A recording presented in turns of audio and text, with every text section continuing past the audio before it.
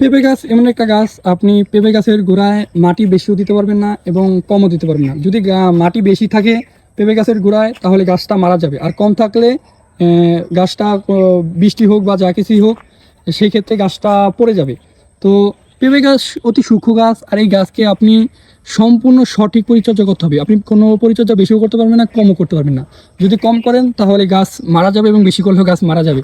তার প্রমাণ হলো এই যে এখানে একটা পেঁপে গাছ ছিল, সেই পেঁপে গাছটায় মাটি একটু বেশি পড়ে গেছে, সেই জন্য পেঁপে গাছটা মারা গেছে।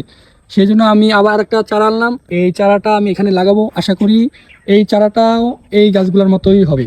আর এই গাছগুলো আমরা আটি থেকে এই বীজ করে তারপর লাগাইছি। এক প্যাকেটে প্রায় 52টা আটি পাইছি আমরা। আমাদের থেকে 52টা আটির দাম নিয়েছে 1600 টাকা। তো একটা আটির দাম কত পড়ছে, ও তারপর খরচ হলো এই যে ওয়ান টাইমটা দেখছেন না, এই ওয়ান টাইমটা কিনছি। আর ওই ভিতরে যে দেখতেছেন মেডিসিনগুলো, ওগুলো কোকোবিট। এই কোকোবিটগুলা কিনে তারপর আমরা এই চারাগুলা করে তারপর এই গাছগুলো লাগাইছি।